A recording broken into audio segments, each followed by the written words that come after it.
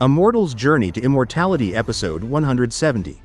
In the previous episode, after discovering the mysterious fusion of his celestial ice flames with the six-winged frost centipede's icy chi, Han Li realized their combined might could rival even the Sacred Asura Flames, a power few in the cultivation world could withstand. Silvermoon praised him, believing such flames could make him unstoppable across the heavenly south. But Han Li remained cautious. He knew that no treasure or technique in this world was truly without weakness. Seeking to strengthen his position, Han Li decided it was time to build his own influence within the Drifting Cloud Sect. He took Liu Yu, now renamed Liu Mei, as his disciple, binding her with a soul restriction and granting her treasures and rare pills. In return, she shared her insect control techniques and the six-winged frost centipedes. In seclusion, Han Li began experimenting with these techniques, merging them with his own ideas. Through countless trials, he succeeded in creating something remarkable, a living armor forged from his gold-devouring beetles. As the azure light shimmered across his body, Han Li couldn't help but smile. His long-forgotten idea from Heavenvoid Hall had finally come to life. And the story continues. The insect control techniques weren't difficult to cultivate, and given Han Li's current cultivation and comprehension, they were easily learned. Even so, the secret methods contained within the jade slips greatly expanded his horizons. Each technique for directing insects to attack was both fascinating and intricate. But one in particular captured his attention: the insect armor technique. Previously, Han Li had been able to concentrate the black-tainted gold-devouring beetles into simple forms like blades. But creating something as complex as battle armor had always been beyond his reach. With the guidance of this new technique, however, he was able to master the condensation of battle armor within just a month. Han Li's delight was palpable. He realized that the founder of the technique must have cultivated insects as durable as the gold-devouring beetles themselves, whose defensive capabilities rivaled even true armor treasures. The technique was rare and little known, especially among insect cultivators, which made it even more valuable. With the combination of his own exceptional beetles and the insect armor technique, Han Li could create armor tailored to himself, boasting an extraordinary durability far beyond that of common armors. He could already imagine the full potential once his pure gold-devouring beetles matured and his control over insect techniques reached new heights. The possibilities made his excitement hard to contain. After a brief moment of reverie, Han Li regained his composure. He touched the armor, which shimmered faintly under his spiritual chi, then blew a mouthful of spiritual energy onto it. In an instant, the armor dispersed back into a cloud of beetles. Returning obediently to his spirit beast pouch, Han Li settled back into a cross-legged position and retrieved another jade slip from his storage, a gift left by Xin Ruyan. Clasping it with both hands, he narrowed his eyes and fully immersed his spiritual sense into the slip. He skipped past the section on ancient formation spells and moved straight to the profound nascent formation arts. The technique was extraordinary, founded by an unnamed devil Dao cultivator in ancient times. Its incantations were both profound and cryptic, each word layered with deep, hidden meaning. Han Li studied it meticulously, delving into every phrase, analyzing every nuance. Over the course of half a year, he gained a deep understanding, fostering a profound respect and awe for the ancient cultivator who had created it.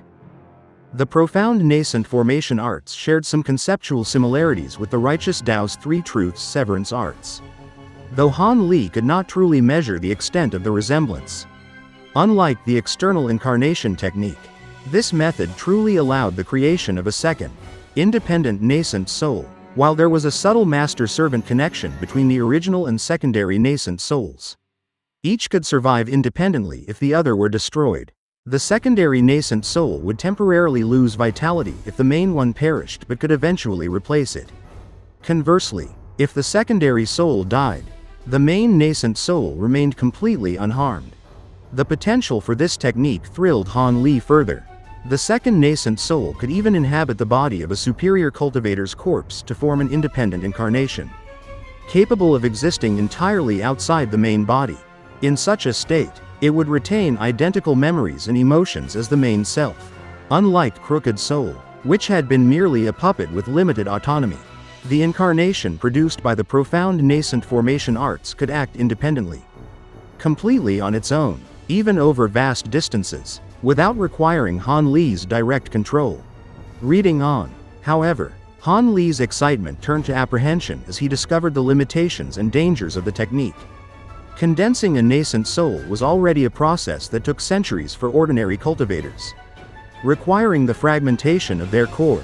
To create a second nascent soul, one would need a second core, which was practically impossible to obtain naturally. The only alternative involved seizing another cultivator's nascent soul, erasing its consciousness, and assimilating it with one's own spiritual sense, a process fraught with extreme danger and a very low probability of success. Even if successful, the assimilation could result in the target's nascent soul resisting, potentially devouring Han Li's spiritual sense.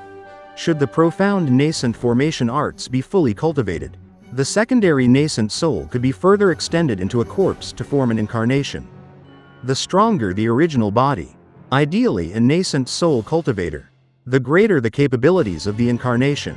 However, obtaining such a body was not a trivial matter, as killing a cultivator of equal or higher rank was perilous, even for someone of Han Li's abilities. Even after successful creation, the risk was not gone.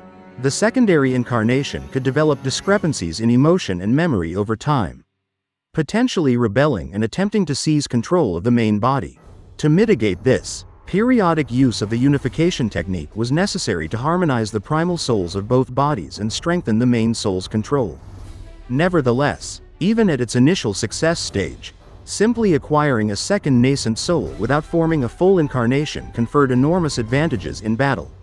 The secondary soul could wield powerful abilities independently, greatly enhancing survival chances without immediate backlash. Han Li's expression grew somber as he weighed the formidable power against the immense risks. Despite the dangers, the allure of essentially gaining a second life was too tempting to ignore. He realized that the wood spirit nascent he had previously captured could serve as the source for his secondary nascent soul. Given its origin and connection to the five-element spirit nascence technique of the controlling spirit sect, it seemed compatible with the principles of the profound nascent formation arts. Using it would pose little harm, and with the support of his other treasures and overwhelming spiritual power, the process of seizing and assimilating it should be manageable.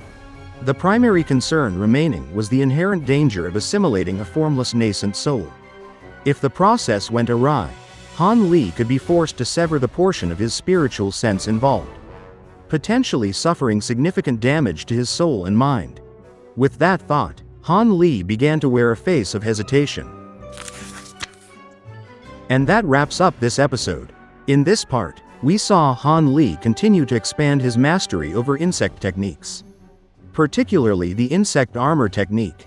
With this technique, he was able to condense his black-tainted gold devouring beetles into fully functional battle armor, a feat he had previously thought impossible.